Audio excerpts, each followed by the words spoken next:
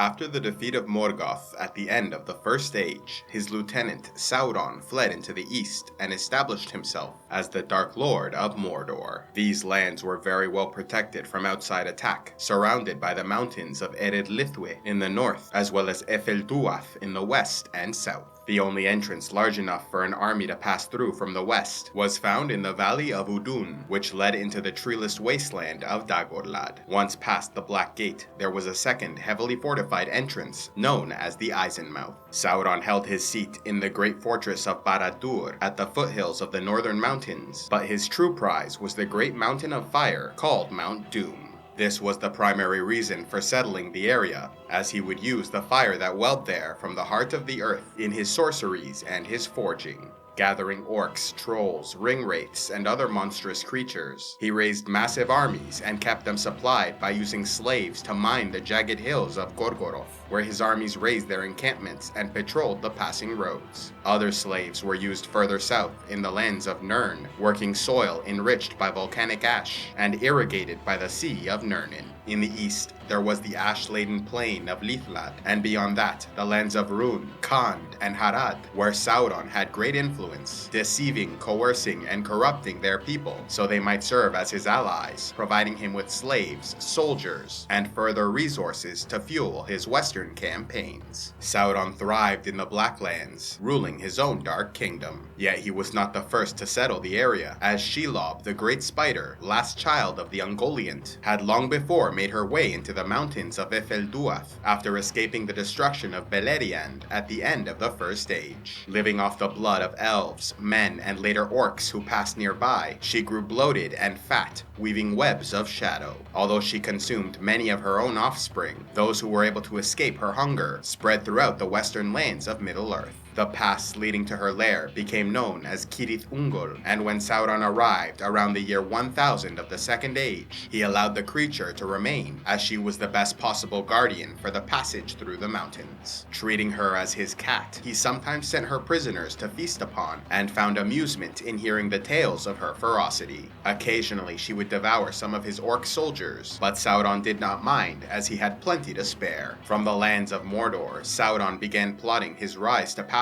appearing before the elves of Eregion, while posing as Anatar, an emissary of the Valar. Feigning friendship, he worked with them to forge 16 rings of power, while in secret forging another in the fires of Mount Doom. The one ring of power, as it became known, could then be used to influence the others. Fortunately, Celebrimbor, Lord of Eregion, quietly fashioned 3 more rings, naming them Vilya, Narya, and Nenya, and because Sauron had no hand in their creation, they were free from his corruption. When Sauron completed the one ring and put it on his finger, his deception was revealed to the elves, and so they held back the others, refusing to give them up. Celebrimbor then sent word to Gil-galad, asking for reinforcements, and so an army was sent, led by Elrond the Half-Elven. Arriving in 1697, they were too late, finding Eregion sacked and burned. The dwarves of Khazad-dûm, who were allied with the elves, had marched forth to help defend them, but when the battle was lost, retreated back into their mountains. With Celebrimbor killed, Sauron was able to seize most of the rings of power. However, the 3 crafted in secret were never taken, instead sent away and to be kept hidden by elven lords. The arriving forces tried to defend against the armies of the Dark Lord, but they too were defeated, with Elrond forced to flee north, founding the city of Rivendell as an elven refuge. This event was the beginning of the War of the Elves and Sauron, seeing the vast armies of the Dark Lord spreading chaos throughout the west. Of the rings of power, 9 were given to kings of men, while 7 were given to dwarven lords. Although the dwarves were resistant to the power of Sauron, the rings made them ever more greedy and paranoid, ultimately leading many of them to ruin. Yet the fate of the 9 kings was far worse, as they became slaves to the will of Sauron, eventually turning into ringwraiths. However, as time went on, word reached the mighty Númenóreans, and they sent armies to aid their elven allies, who under Gil-galad desperately fought to defend the Grey Havens. By sailing both into the north and south, the Númenóreans were able to trap Sauron's forces, defeating them in the Battle of the Gwathlo. Furious and humiliated, the Dark Lord retreated to Mordor and once again began to rebuild his strength. Yet it was not a total loss for the Dark Lord, as he had dealt tremendous damage to the lands of elves and men, and with the Númenóreans returning home, the lands of the west were left vulnerable. Over the next 1,000 years, Sauron recovered some of his former strength and once again expanded into the west. Reports reaching Númenor claimed that he was pressing down upon cities by the coasts, and had taken the title King of Men, declaring he would destroy Númenor. The ruler of Númenor, Ar-Pharazôn, was outraged by Sauron's proclamation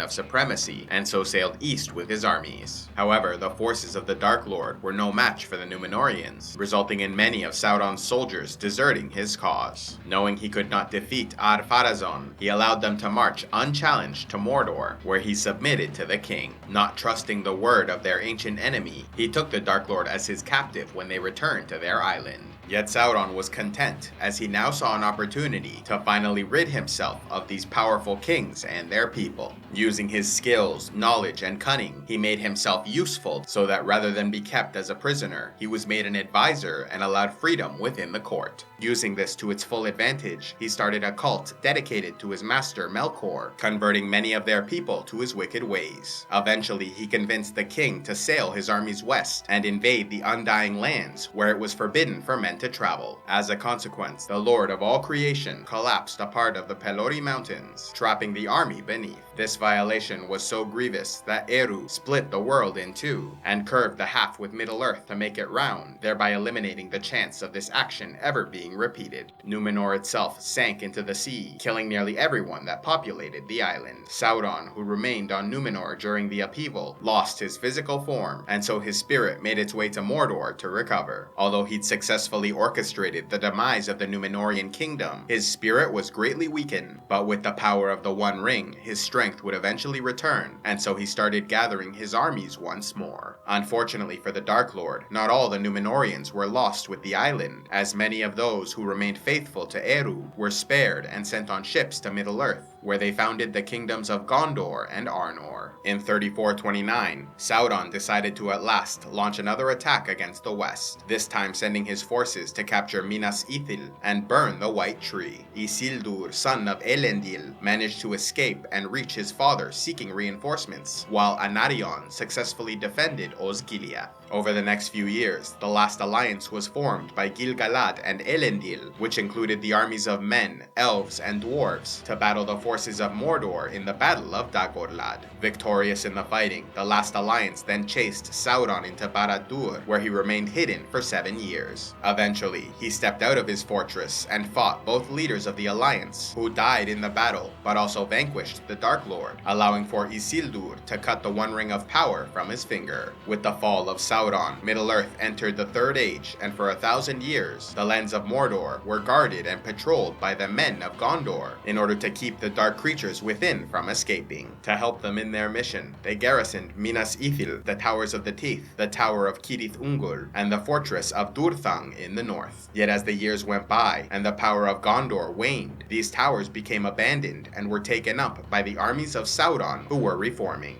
Although the Dark Lord was defeated after the War of the Last Alliance, his spirit lived on as the One Ring of Power was never destroyed. Spending some time in the east as well as in Dol Guldur, Sauron once again began plotting his conquest of Middle-earth. While he waited for his strength to build and Mordor to return to its former glory, he used his lieutenant, the Witch King of Angmar, to destroy the lands of Arnor. And while Angmar was eventually destroyed as well, the Witch King had completed his mission and so returned to Mordor to continue serving his Dark Master. The Nazgûl then captured the city of Minas Ithil and made it their home, renaming it Minas Morgul in the year 2002 of the Third Age. Among the many captains and champions of Mordor, the Ringwraiths, known as the Nazgûl, were perhaps the best known. Yet aside from these terrifying creatures, there was also the Mouth of Sauron, a black Númenórean who served as an ambassador, Gothmog, the lieutenant of Minas Morgul, and Grishnak, captain of Barad-dûr. In the year 2941, the White Council council finally realized Sauron was hiding in Dol Guldur, and so confronted the Dark Lord, forcing him to flee and return to Mordor. But by this time, the Nazgul and his other servants had prepared the Dark Kingdom for war, and it was heavily fortified, with vast armies under its influence. Once again in a strong position, ready to conquer Middle-earth, all that Sauron needed to ensure his victory was to recover the One Ring of Power, which he learned had been rediscovered. And so the elves, dwarves, and men of the West once again had to organize and ally together, fighting to defend their lands and prevent Sauron from recovering the One Ring. Meeting his armies in the Battle of the Pelennor Fields, the Battle of Dale, and many others, they had a final confrontation at the Black Gate of Mordor. However, as important as these battles were, victory or defeat would be decided by a pair of hobbits named Frodo Baggins and Samwise Gamgee, who were tasked with sneaking the One Ring of Power back into Mordor so it could be destroyed in the fires of Mount Doom. Although they considered passing through the Black Gate, they soon realized it was impossible, and so managed to make their way into the pass of Cirith Ungol, encountering Shelob and nearly failing in their mission. But eventually they reached the crack in the side of Mount Doom, and the One Ring was destroyed, diminishing Sauron's spirit to such an extent he could no longer interact with the world.